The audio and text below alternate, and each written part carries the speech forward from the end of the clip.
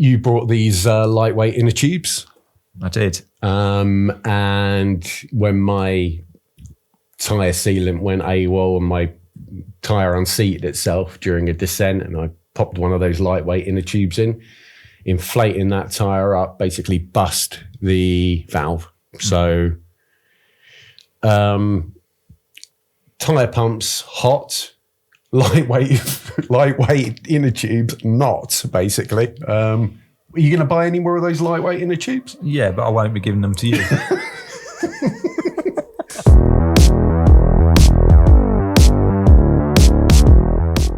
Hi, welcome to Going Along with Cycling Weekly, the cycling podcast about all things ultra, adventure and bikepacking. My name's Steve Shrubsall, I'm your host, and today I'm with Mr. Daniel Baines, the art editor and a fellow cyclist. Hello, Steve. How's it going, mate? All right? Yeah, good. Good. Dan, we're sort of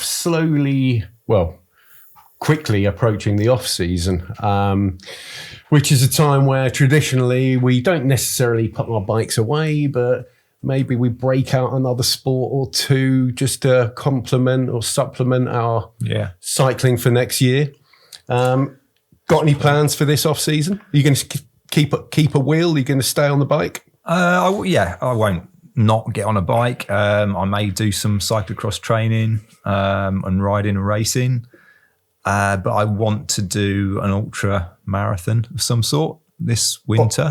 On running? Yeah. And I may go back to doing some rucking as well, which is something I've done in the past, which is weighted walking or running. Yeah, it's rucking is actually an amazing, it's cross-training deluxe, really. It just strengthens your whole body. It's particularly when you're going up and down hills because you've got that. Well, basically, rucking is an American term. The Brits call it tabbing, so a tactical assault into battle. Well, if you're in the army. Yeah, but I mean, that's what it is. I mean, you still get civvies saying, I went on a 20-mile tab. Yeah. It sounds good as well. It does sound good. Except, the only battle you're going into is like with which meal deal to choose at the end of it in the co-op. But yeah, it's for rucking or tabbing, you put on a rucksack, fill it with weight, functional kind of weight though. So we fill it with food and water, sleeping bag potentially, just survival stuff. So it's not dead weight. Yeah. Although when we first started rucking, I think we used sandbags and still use sand. Yeah, and I stuck old weight plates in there as well. Yeah, clanked all the way around Wales. Yes.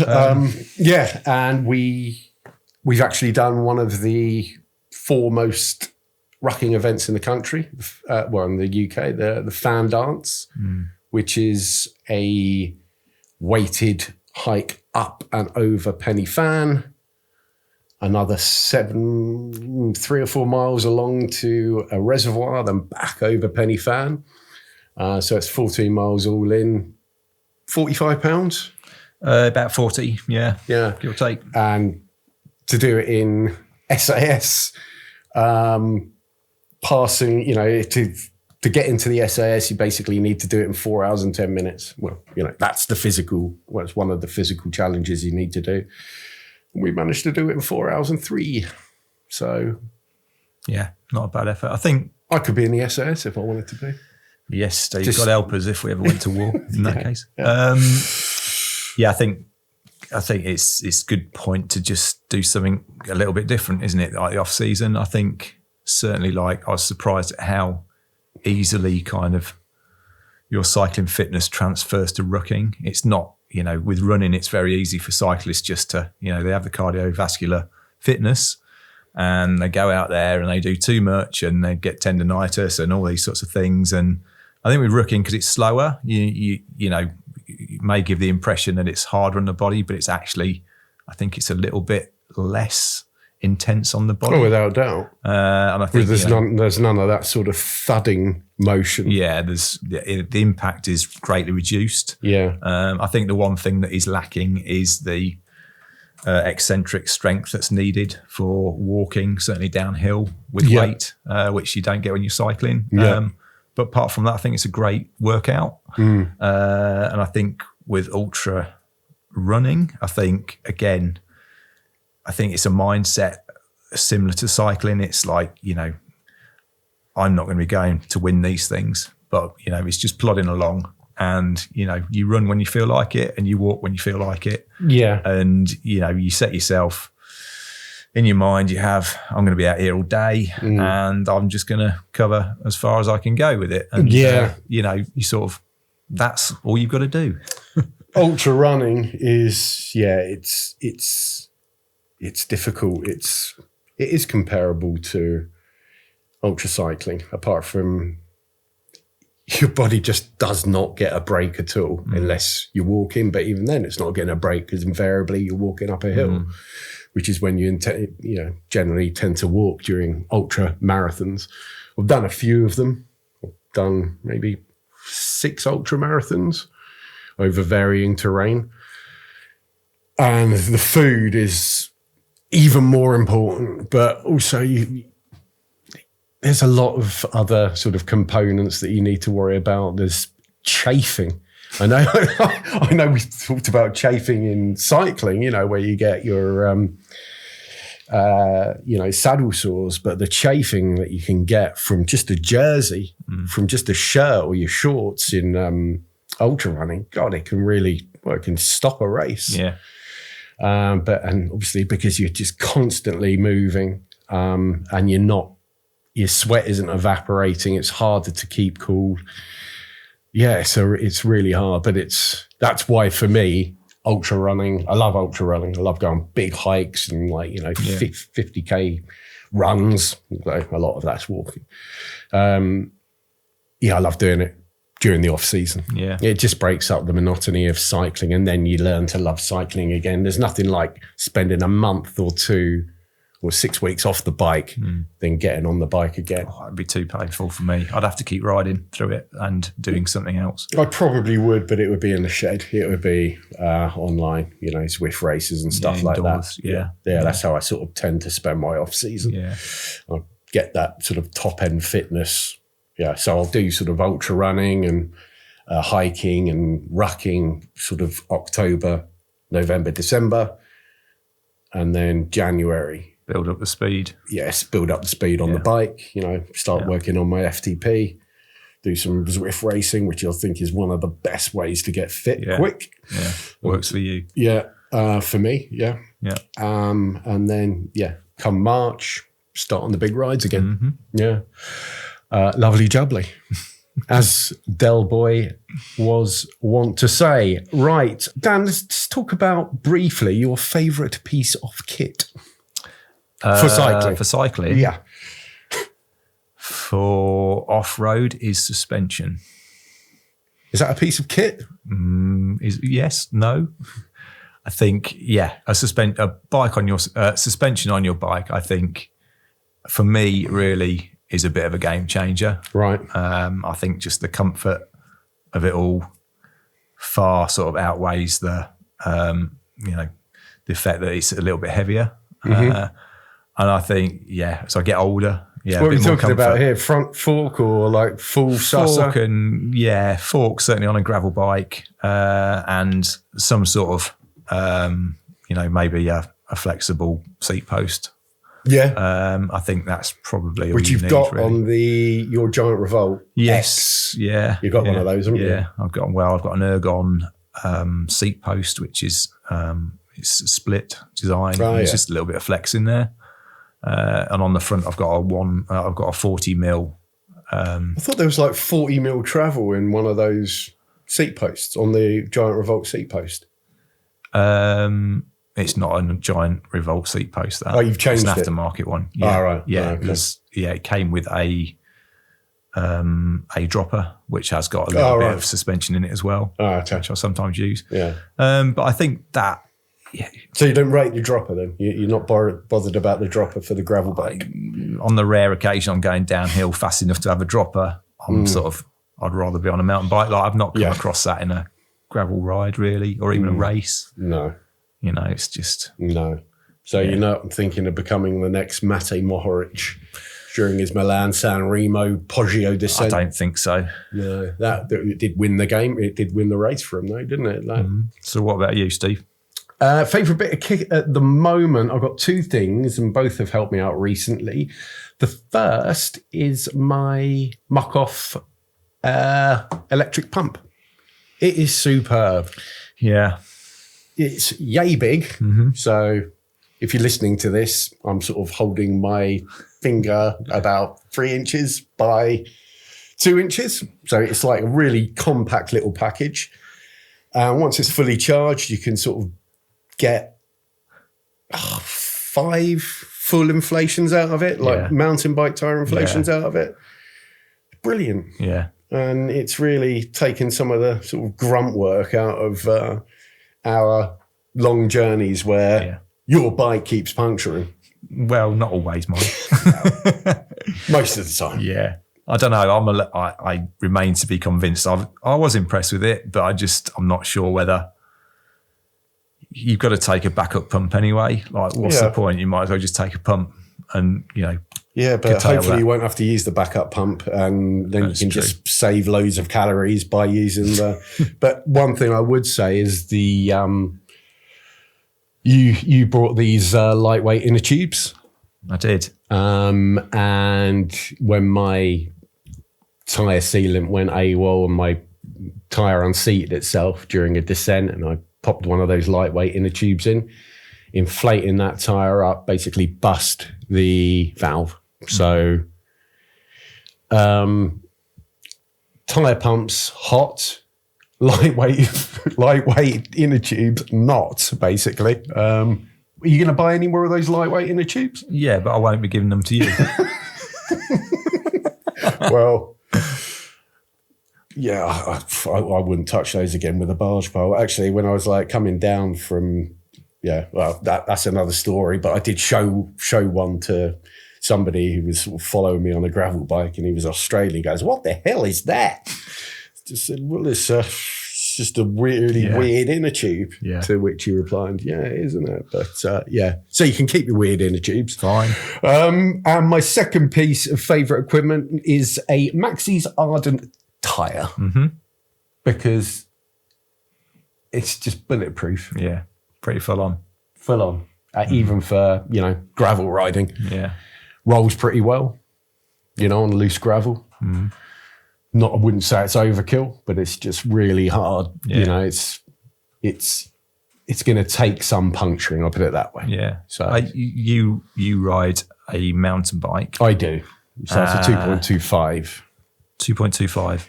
Yeah. Yeah. You wouldn't go any wider than that or narrower, because I think those tyres come in 2 inch as well. Right. What, the Ardents? Lots of Maxxis tyres come in 2 inch. Yeah. Yeah. No, for the type of riding I'm doing at the moment,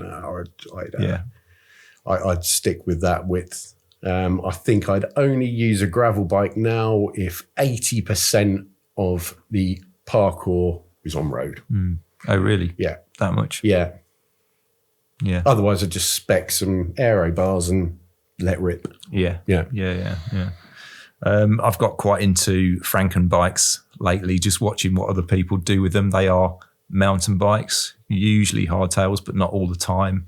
Cross-country mountain bikes with drop bars on. I know I was watching Leadville 100, which is a race in the States in Colorado. Yeah. And a lot of the pro men were sort of having these setups. Really? Yeah. And because it's a mountain bike race rather than a gravel race, yeah? It is, but a lot of the commentary was about how, you can make some aero gains on it. And it's interesting, like being a bit of a sort of bike nerd sort of thing. I would love to build one of those up, maybe it make me a bit quicker. The people that are not for it, they say it affects your handling. Unless you're an experienced bike handler, you shouldn't go near it. But it'd be good to sort of find out, really. I think if you're used to, because Ian, he's a roadie transitioning to off-road. So he's really used to having that, that position. Yeah. Whilst personally, I wouldn't get on with it. Yeah. Micro adventures are typically an adventure of around 24 hours. or more, a weekend. But we're obviously looking from a cycling perspective here, and there are many ways you can approach these. Many ways to fit in lots of things, so you feel like you've had a real adventure over 24 hours. But the first thing you're going to want to do is plot a route, or map a route. So what would you say the best route planners are, Dan? What do you generally use? I use Strava's heat map better at times. But then I do like maps, so I like to. You like an ordnance survey, don't you? Yeah, in the UK, there's a couple of sites where you can still look at OS for free. Bikehike.co.uk is one of my favourites, and it plots routes for you. Well, you can plot routes on it. So I like that, and then you export it as a GPX and upload it. So what's that? Sorry, bikehike.co.uk. Right. And the OS maps, that app, can you plot maps on? You can. Yeah. And what's the benefit of the ordnance survey stuff? They're just so detailed. You can see whether it's a bridle way or a footpath, or see where all the churches are. That's true. Yeah. I remember studying of information. Well, I remember studying the ordnance survey maps during GCSE geography, and they're really they're still they haven't fascinating. Changed. Yeah. The contour lines are always, and you can tell when the road's super steep because they got the double arrows on it, haven't they? So. I think, to look at a map, like just at face value without having to, anything computerized, ordnance survey is excellent. I love those. Yeah. Love looking at the contours and stuff. The app on my phone is really good. It's usually my go-to when I don't know where I am. I'll take the wrong turn. Yeah, right. Definitely. Yeah.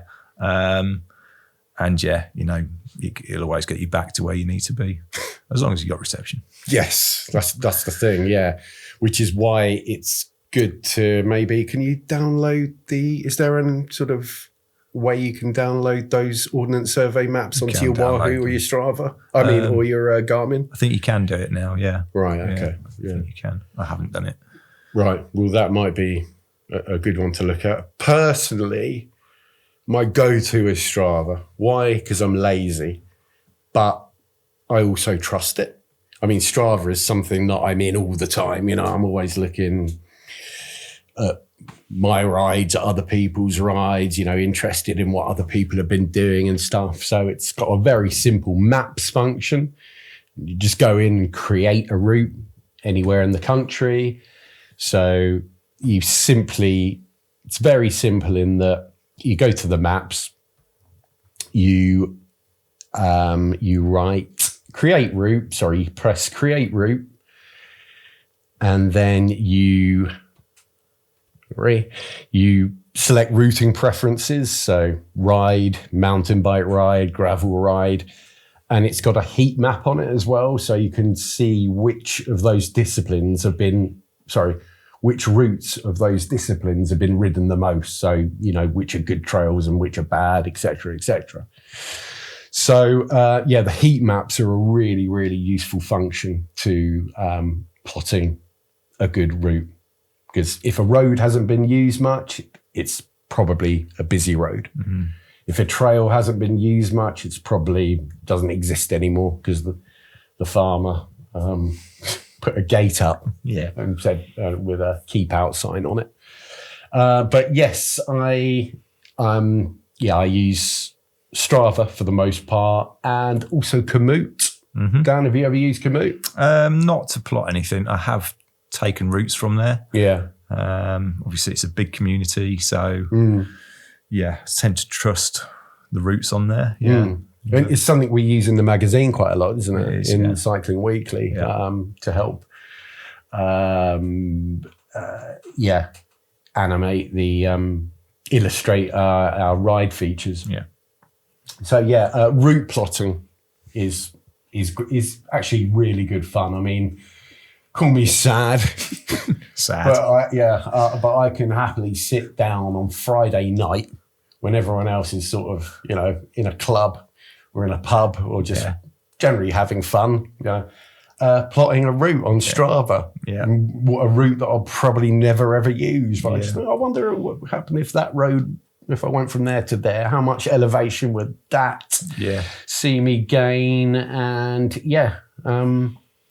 it can backfire though. That's the thing. I know I've plotted routes before, and you get there and it's all overgrown, and you're like, well, do I turn around and try and find a way around this, or do I just keep going? And it invariably keeps getting more and more, thicker. And I don't know where those paths go to. I think they're made by people like us, who sort of get a little bit further in, then decide to come back. Then the next person goes a little bit further in, and I don't know what's going on with those bridle paths. But I certainly took a few wrong turns on the last ride I did, and yes, looks like I've done 12 rounds with Edward Scissorhands.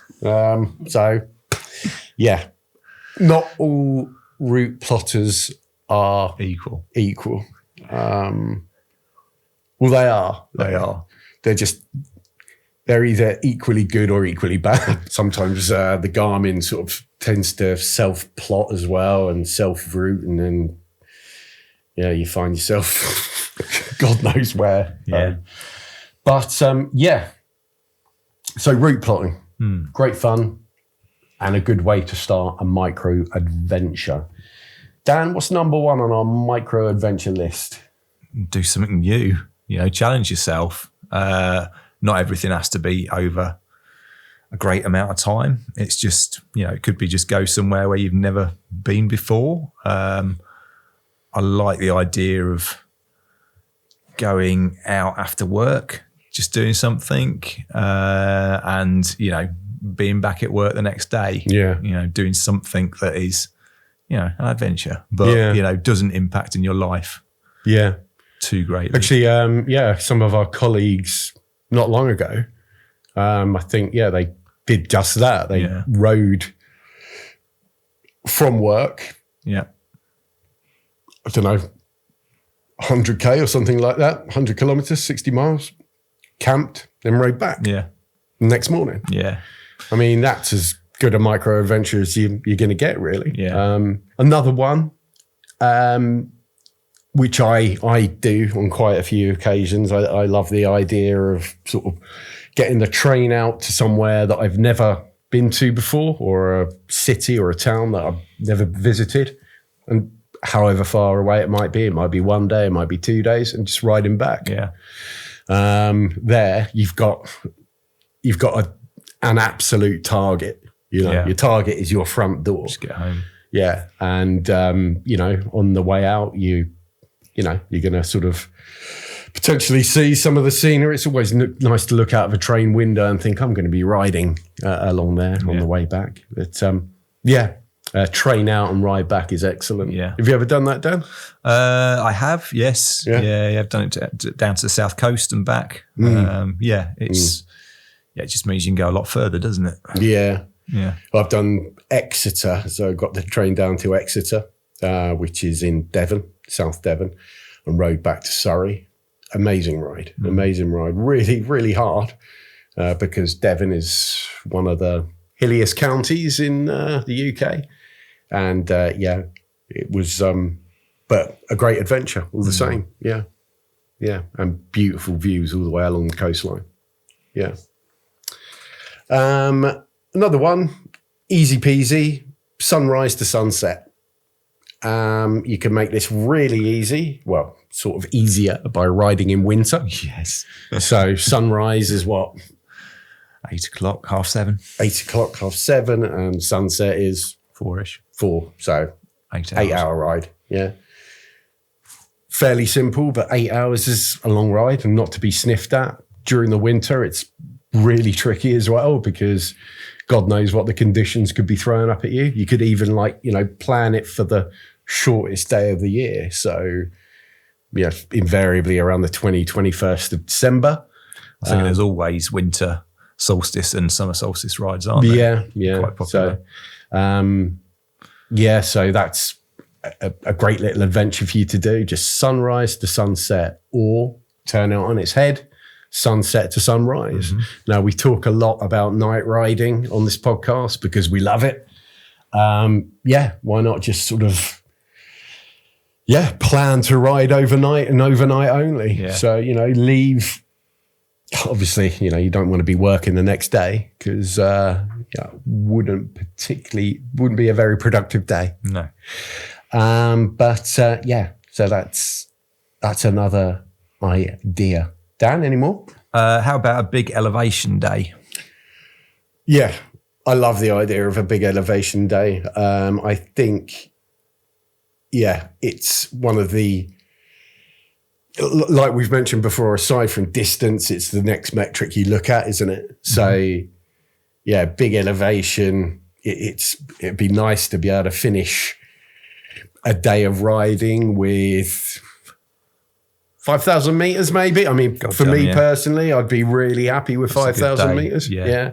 Not necessarily off road because that would be a really hard day. But do you think you'd end up riding the same climb quite a bit though to do that?